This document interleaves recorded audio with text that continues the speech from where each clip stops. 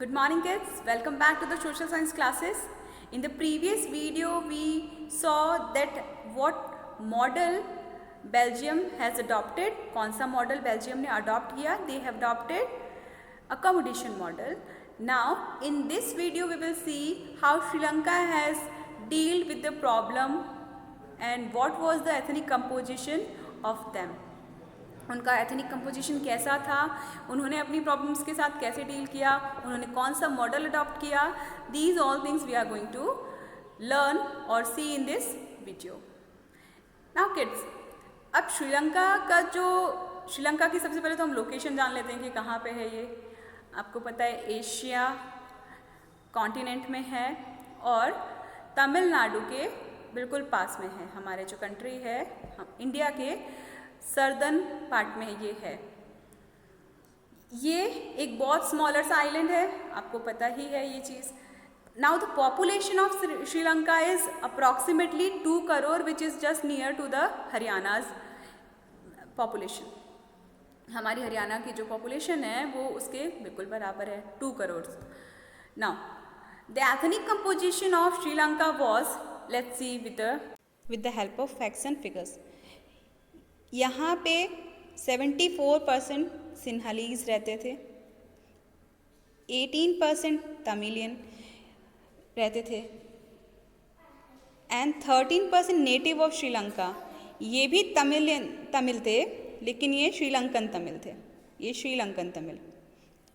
Okay, now अब इन सिन्हालीज का जो रिलीजन था वो बुद्धिस्ट था. ये जो 18% तमिल हैं और ये जो श्रीलंकन तमिल्स हैं, इनका रिलीजन या तो मुस्लिम है या हिंदू हैं और क्रिश्चियन, एक क्रिश्चियनिटी भी यहाँ पे रिलीजन था. इट मीन्स लैंग्वेज में और रिलीजन में बहुत सारा डिफरेंस था. बट क्योंकि 74% सिन्हालीज थे यहाँ पे जिनका की रिलीजन बुद्धिस्ट था, इसको श्रीलंकन गवर्नमेंट ने मेजोरिटेरियन मॉडल को अडॉप्ट करते हुए ऑफिशियल लैंग्वेज को अनाउंस कर दिया, और बुद्धिज्म को ऑफिशियल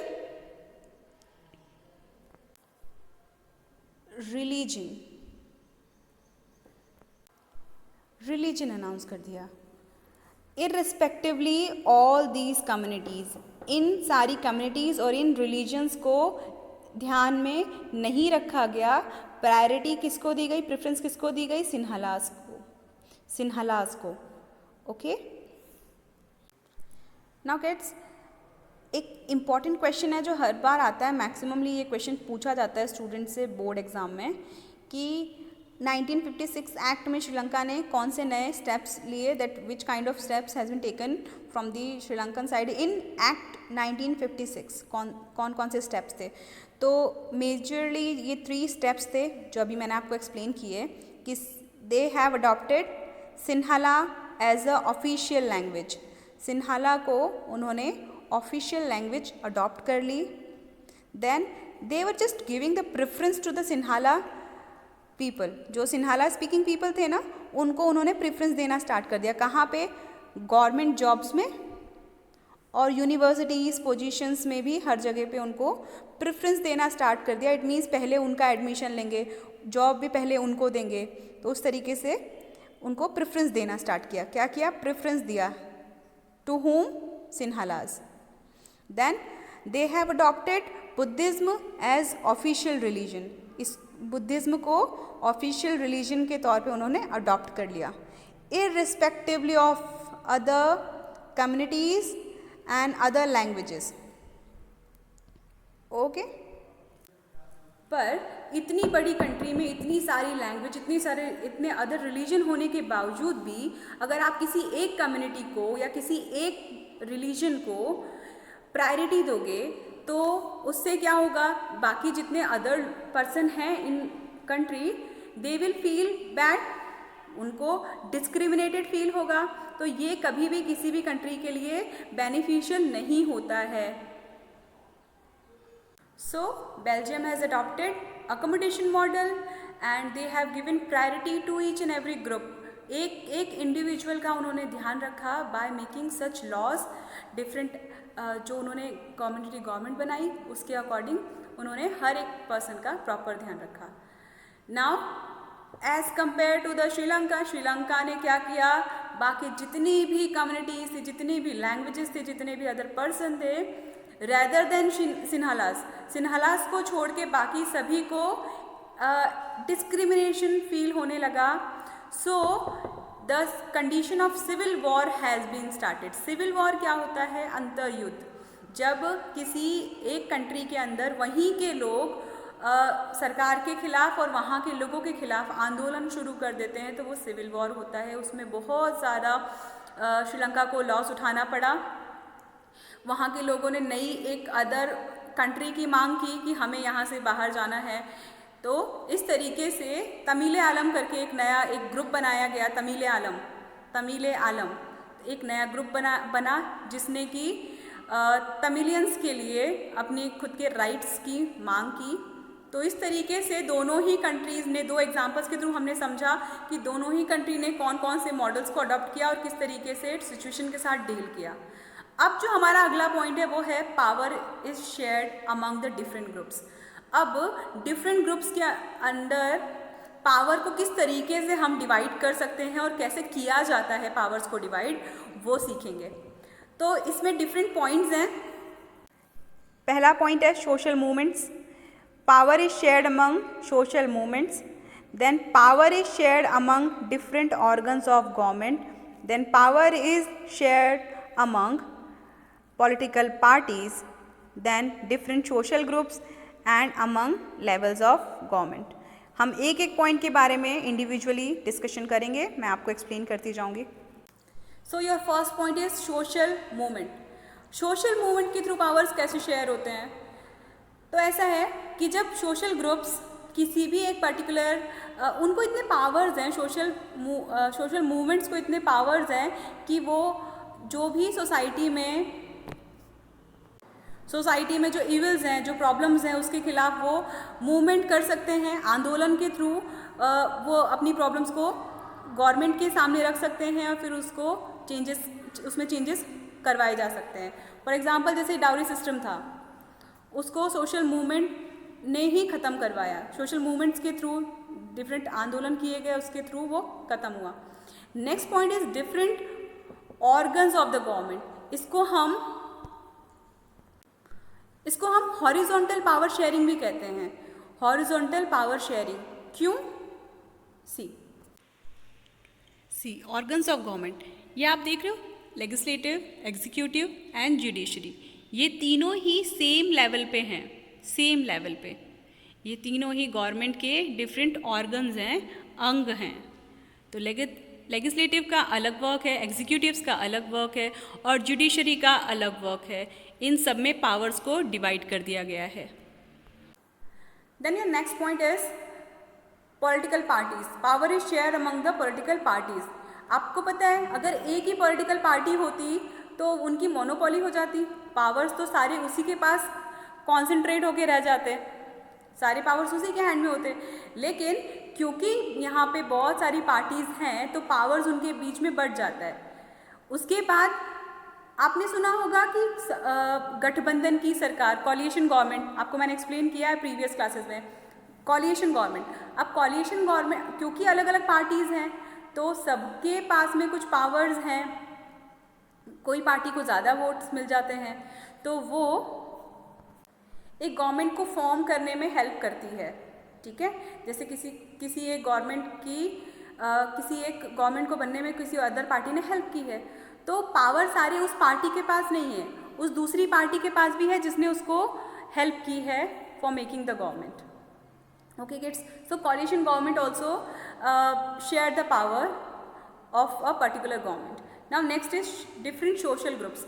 अब डिफरेंट जो सोशल ग्रुप्स होते हैं जो कि लिंग्विस्टिक बेसिस पे या रिलीजियस बेसिस पे जो बनते हैं तो वो भी हेल्पफुल होते हैं पावर्स को शेयर करने में. Now your next point is, now the last point, power is share among the different levels. अब level of government, now see with the children organ कैसे था, एक ही लेवल पे, ऑर्गन्स अभी आपने देखा एक ही लेवल पे है, ठीक है। तो इसको हमने क्या नाम दिया, horizontal organs of government. Organs of government, that is legislative, executive and judiciary. Now the levels of government.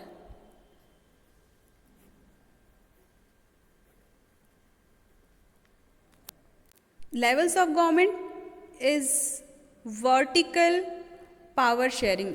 It is called vertical. This is horizontal.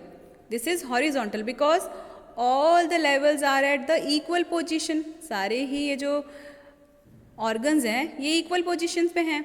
Levels जैसे कि central government, then state government, then local government. तो ये क्या है बेटा, levels of government. इसको हम क्या बोलते हैं, vertical, vertical form of power sharing. ये है horizontal form of power sharing, ये है vertical form of power sharing. अब सेंट्रल गवर्नमेंट में आपको पता है कि सेंट्रल पे एक गवर्नमेंट होती है जिसके पास मैक्सिमम पावर्स होते हैं और वो अपने पावर्स को स्टेट की गवर्नमेंट के साथ शेयर करती है. ओके, स्टेट गवर्नमेंट जो होती है वो अपने पावर्स को लोकल गवर्नमेंट के साथ शेयर करती है. सबसे पावरफुल कौन है, सेंट्रल गवर्नमेंट है. उसने क्या किया, अपने थोड़े से पावर किसको दे दिए, स्टेट गवर्नमेंट को दे दिए. स्टेट गवर्नमेंट ने अपने थोड़े पावर किसको दे दिए, लोकल गवर्नमेंट को दे दिए. तो ये क्या है, वर्टिकल फॉर्म. क्या है ये, vertical form. Okay, I hope this is clear to you all. This is the power shared among the different groups. You all can take the picture of it for making short note. अब children मैंने आपको पूरा chapter explain कर दिया है. आपको पूरी book को एक बार रीड करना है. इसके जो भी शॉर्ट नोट्स थे, जो भी मेन पॉइंट्स थे, वो मैंने आपको शॉर्ट नोट्स के थ्रू एक्सप्लेन कर दिया है. आपको ये जो ग्रॉसरी है ना, ये पढ़ना है क्योंकि ये 1 मार्क क्वेश्चन यहीं से बनते हैं. आपको ये पूरी अच्छी तरीके से पढ़ना है. जहाँ भी दिया है ये, जिस भी पेज नंबर पे दिया, लाइक पेज नंबर 3, ये 1 मार्क में क्वेश्चन आते हैं बेटा. Again on the page number 4, civil war. ऐसे ये जो, so this is all about the how the power is shared among the different groups. अब चिल्ड्रन यहाँ पे एक छोटा सा पॉइंट रह गया है कि why power sharing is desirable. ज़रूरत क्या है पावर शेयरिंग की, तो ये पावर शेयरिंग के 2 तरीके के रीज़न बताए हैं. एक प्रूडेंशियल रीज़न है और एक मॉरल रीज़न है. प्रूडेंशियल रीज़न ये है कि अगर डेमोक्रेसी में पावर शेयरिंग है तो कॉन्फ्लिक्ट की कंडीशन नहीं होगी. ऑब्वियसली पावर्स बराबर बराबर शेयर हैं, हर किसी को इक्वल अपॉर्चुनिटीज़ मिल रही हैं, तो कोई भी क्यों कॉन्फ्लिक्ट करेगा, कोई भी क्यों झगड़ा करेगा.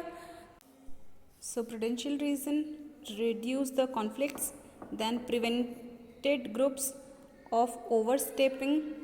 ना तो किसी के पास ज़्यादा राइट्स चले जाते हैं, ना ही किसी के पास कम राइट्स रहते हैं. Then no single group can subvert the constitution power. कोई एक ग्रुप कॉन्स्टिट्यूशनल पावर पे ज़्यादा अधिकार नहीं जमा सकता है. Then when power is not share the हर कोई माइनॉरिटी और माइनॉरिटी का कोई भी ऑप्सेस कर सकता है. ऑप्रेस्ड मतलब कि उसका शोषण कर सकता है, उनको प्रताड़ित कर सकता है इस तरीके से. Then moral, the spirit of democracy calls for the power sharing. Power sharing की डेमोक्रेसी की स्पिरिट है power sharing. Then people who are affected by the policies must have heart shaping those policy. जो भी policies से जिनको भी affect हुआ है वो उसके खिलाफ आवाज़ उठा सकते हैं. Then citizen participation is must. हर एक का इसमें पार्टिसिपेशन बहुत ज़रूरी होता है. Then moral reason make power sharing essential and valuable. Moral reason बहुत ज़रूरी बना देता है पावर शेयरिंग को. तो ये पावर शेयरिंग के रीज़न हैं कि पावर शेयरिंग क्यों ज़रूरी है. Prudential reason and moral reason. You all can take the screenshot of it. So I hope all these points are clear to you all. हर एक पॉइंट को मैंने अच्छे से आपको डिस्क्राइब कर दिया है. आपका काम ये है कि आप एक बार just go through all the points of the chapter for scoring good marks in the examination. Exam में अगर अच्छे मार्क्स स्कोर करने हैं तो एक बार बुक को ज़रूर रीड करो, जितने भी बोल्ड में वर्ड्स लिखे हैं उनको अंडरलाइन करो। ये जो ग्रॉसरी में दिया है 1 मार्क के क्वेश्चंस आते हैं यहाँ से, अपनी तैयारी पूरी पक्की रखो। Okay, and rest if you are having any problem you can ask me in the comment section. Till then next we will discuss in the further videos. Till then, take care. Bye bye.